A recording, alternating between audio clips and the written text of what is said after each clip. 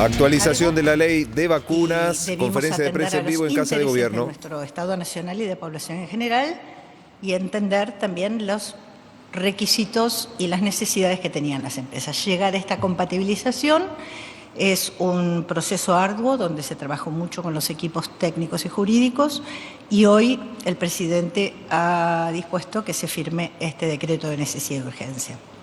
Queremos, antes de avanzar, decirles que en los contratos en general que se vienen firmando y también en estos, rigen cláusulas de confidencialidad.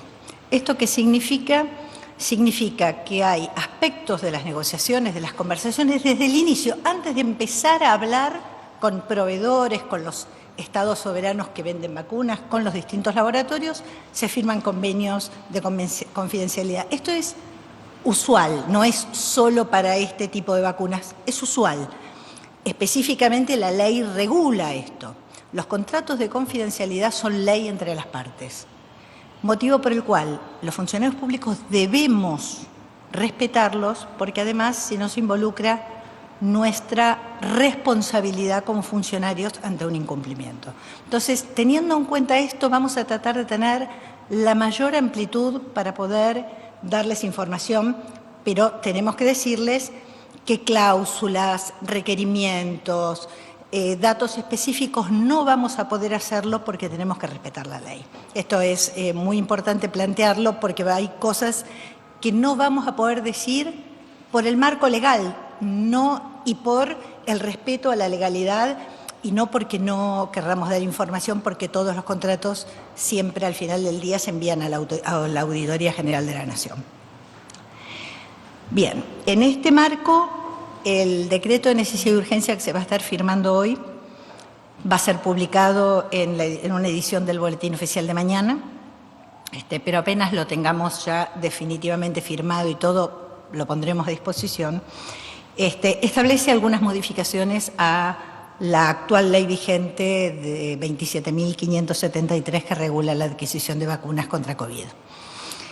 En primer lugar, estamos creando un fondo de reparación COVID-19.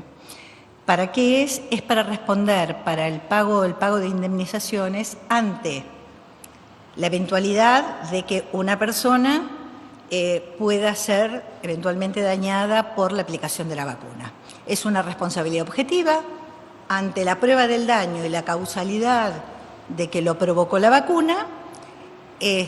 Hay un fondo que responde y, por supuesto, si ese fondo no responde, es el Estado el que se hace cargo de esto. Es muy importante marcar que este fondo se crea para vacunas COVID, es un instrumento que existe en los mecanismos de COVAX y que existe en muchos países del mundo y que da una tranquilidad respecto de las contrataciones por las indemnidades que se otorgan legalmente en muchas contrataciones. Muy bien. Entonces, este fondo de reparación se crea, se regula, se establece la forma del fondeo, se establece cómo se prueba, se hace toda una regulación específica, no los voy a aburrir con esto, va a estar en la letra del decreto, pero es un aspecto muy importante de la creación del Fondo de Reparación COVID-19. Después tenemos algunas modificaciones específicas. Se suprime la negligencia como supuesto de responsabilidad para quienes tienen a su cargo la investigación, desarrollo, fabricación, provisión o suministro de vacunas COVID-19, teniendo en cuenta que esto es un supuesto de responsabilidad que se está eliminando. En los contratos a firmar se va a establecer el modo en que el Estado recibe conforme o no las vacunas que se adquieren. Entonces vamos a pasar a la parte contractual, la definición de cómo el Estado recibe conforme exactamente lo que pidió en las condiciones que las pide. Respecto de la referencia que hay también en el mismo artículo de la ley a maniobras fraudulentas y conductas maliciosas, que es otro supuesto de responsabilidad, lo estamos reemplazando por conductas dolosas. Esto es mucho más claro como concepto, es la terminología que utiliza nuestro Código Civil y Comercial de la Nación en el artículo 1724. Creemos que esto, la idea de empezar a explicar qué es algo malicioso o fraudulento, achica pues, cualquier conducta dolosa. Conductas dolosas se responden los proveedores, ¿sí? Finalmente, tenemos en materia de inmunidad de los bienes del Estado, nosotros vamos a eximir de inmunidad a las regalías exclusivamente que percibe el Estado federal, el Estado nacional, y los bienes privados del Estado, que no estaban previstos en ninguna de las normas que se han dictado por el Congreso Nacional para la reestructuración de la deuda.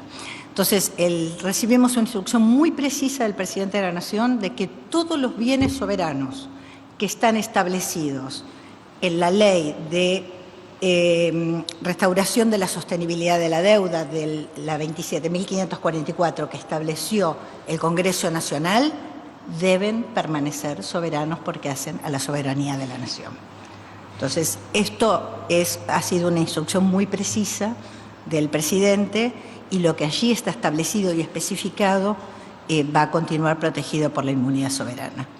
Yo finalmente, para terminar y darle la palabra a la ministra de Salud, que va a hacer las explicaciones de la parte sanitaria, les quiero comentar que hemos armado este fondo de reparación, que es algo muy importante, porque si una persona sufriere algún daño eventualmente a raíz de una vacuna y pide una reparación, tenemos que tener la tranquilidad de que ese fondo es el que cubre.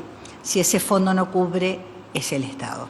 Entonces, el Estado con su patrimonio viene cubriendo con sus fondos y venimos cumpliendo los contratos en todos los casos en forma absolutamente clara y precisa. Entonces, esto es para dejar en claro que nosotros estamos todas las obligaciones que está asumiendo el Estado Nacional, las está cumpliendo y estamos recibiendo las vacunas sin ningún tipo de conflicto económico con quienes nos las proveen. Finalmente, para plantear que le estamos resolviendo esto por decreto de necesidad y urgencia, porque entendemos la situación de una negociación que debimos hacer para defender los intereses de la nación y para poder compatibilizar los reclamos de los proveedores. Necesitamos la vacuna pediátrica, que fue aprobada hace un mes aproximadamente, y queremos ampliar la posibilidad de disponer de todas las vacunas. El presidente de la Nación siempre nos dio la indicación de contar con la mayor cantidad de vacunas y la mayor cantidad de proveedores. Solo para terminar, decir que nosotros siempre hemos trabajado sin interrumpir las negociaciones y conversaciones con todos los laboratorios para adquirir las mejores vacunas, las vacunas que tienen validación internacional y que son aceptadas en nuestro país, de todos los laboratorios. Siempre quisimos y tenemos la obligación como gobernantes de traer la mayor cantidad de vacunas para proteger a nuestros niños, niñas, adolescentes y población en general. Tenemos también la obligación de cuidar los intereses de la población, de la nación, del Estado.